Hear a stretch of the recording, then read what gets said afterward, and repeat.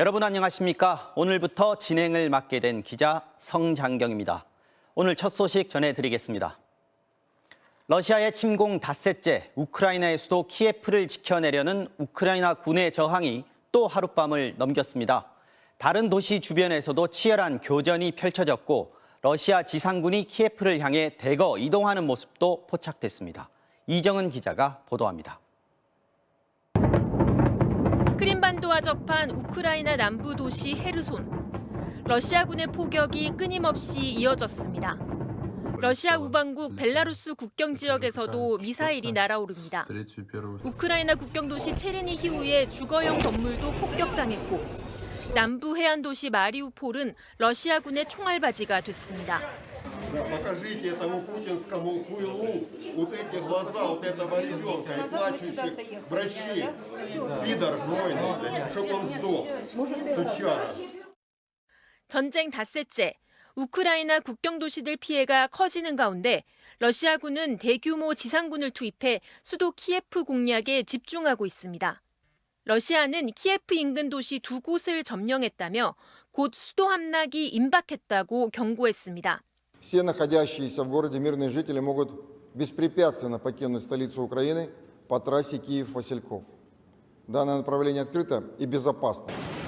하지만 러시아가 당초 예상보다 우크라이나의 강한 저항에 고전하고 있고 군수물자 보급에 어려움을 겪고 있다는 게 서방 정보당국의 분석입니다. 우크라이나 젤렌스키 대통령은 이미 4,500명의 러시아 군인들이 사망했다고 밝히면서 러시아군의 공세가 현저히 약해졌다고 주장했습니다. Не верьте вашим командирам, не верьте вашим пропагандистам. Просто спасайте ваши жизни. 협상을 앞두고 러시아와 우크라이나 모두 각자가 우세하다고 주장하는 가운데 수도 공략과 방어를 놓고 교전이 지속되는 상황. 우크라이나는 러시아군 포로들을 촬영한 영상을 SNS에 올리는 심리전도 시작했습니다. 영상에선 항복한 군인들이 영문도 모르고 전쟁에 참전했다며 고백을 하고 있는데 러시아가 명분 없는 전쟁을 일으켰다는 걸 강조하기 위한 것이란 해석입니다. MBC 뉴스 이정은입니다. 자, 이번엔 코로나19 소식입니다. 백신을 맞지 않은 사람들을 보호하고 확산을 차단하기 위해서 도입했던 방역 패스. 도입이 된 지 120일 만인 내일부터 모두 중단하기로 했습니다. 이제부터는 식당이나 카페 들어가실 때 QR코드를 찍지 않으셔도 되는 건데요. 이준범 기자가 자세히 전해드리겠습니다. 오늘 점심시간 서울 도심 식당가를 찾은 사람들은 QR코드로 접종 확인을 마친 뒤 식당 안으로 들어갑니다. 정부는 내일부터 식당과 카페 등 전국의 모든 다중이용시설에서 방역 패스 적용을 중단하기로 했습니다. 식당, 노래방, 헬스장은 물론 의료기관과 요양시설에 적용된 방역 패스도 모두 해제됩니다. 4월부터 예정됐던 청소년 방역 패스도 철회됐습니다. 새로운 변이가 생기면 다시 도입될 수 있다는 단서를 달긴 했지만 방역 패스는 도입된 지 120일 만에 없어지게 됐습니다.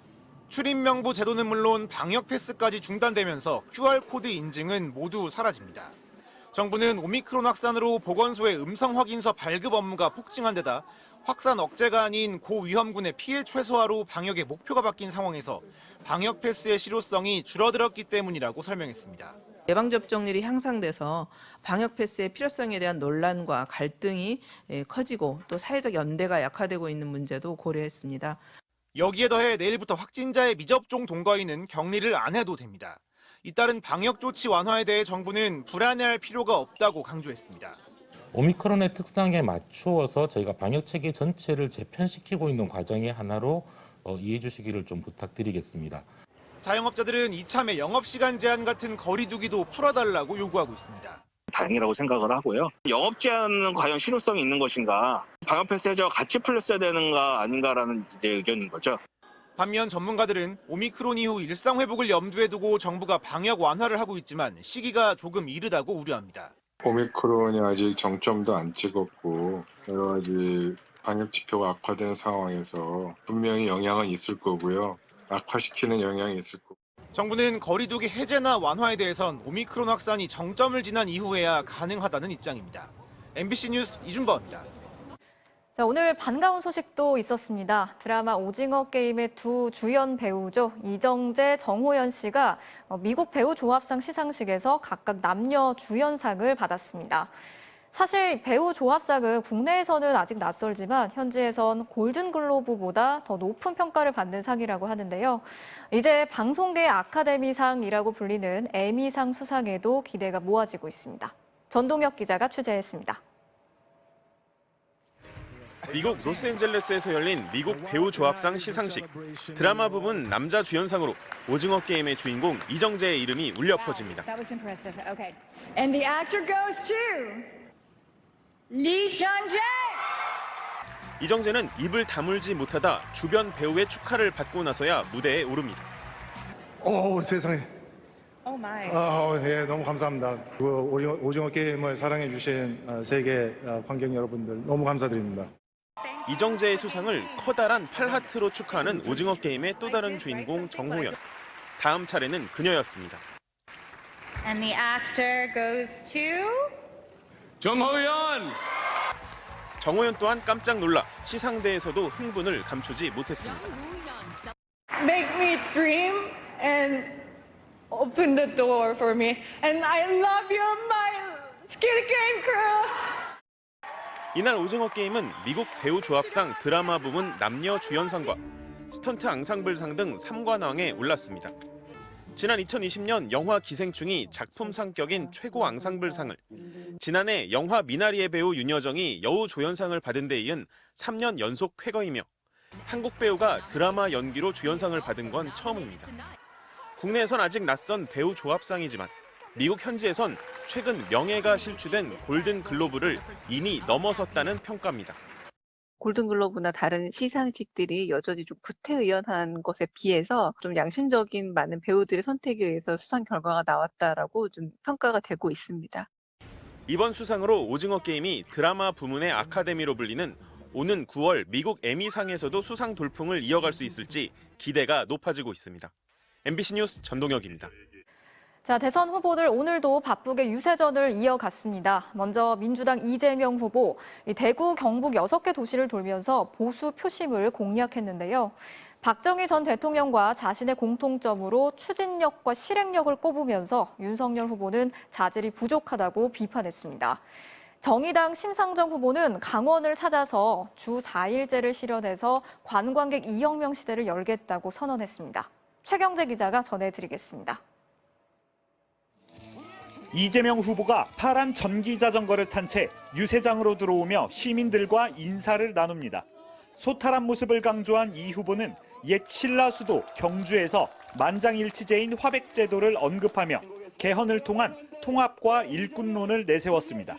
개헌하게 되면 4년으로 줄어드니까 4년 할 겁니다. 그 짧은 시간에 이 엄청난 많은 일들이 쌓여있는데 정치 보복할 시간이 어디 있습니까?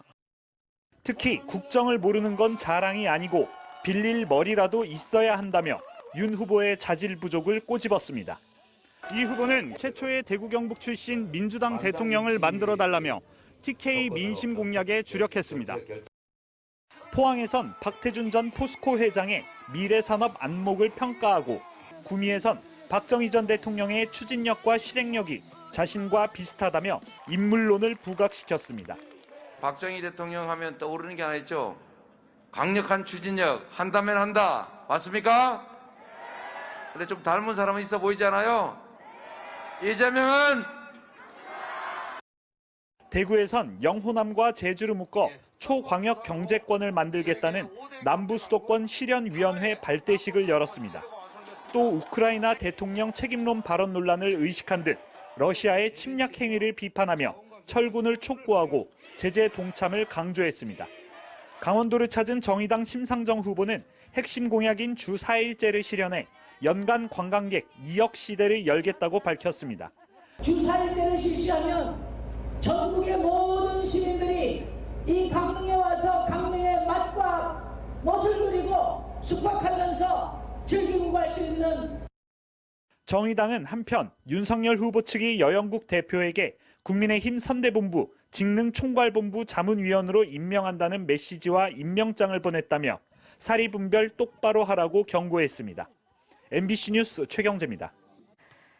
강원 유세에 나선 국민의힘 윤석열 후보는 민주당과 이재명 후보를 안보에 무능한 세력이라고 주장하면서 안보 표심을 공략했습니다. 안철수 후보는 전북을 돌면서 독자 행보를 이어갔고 단일화 결렬 책임은 국민의힘에 있다고 강조했습니다. 이어서 신수아 기자가 정리했습니다. 강원도를 찾은 국민의힘 윤석열 후보는 가는 곳마다 강릉의 외손자가 왔다고 지역 연고를 내세우며 지지를 호소했습니다. 또 북한의 미사일 발사를 거론하며 현 정부를 안보 무능 세력으로 몰아붙였습니다.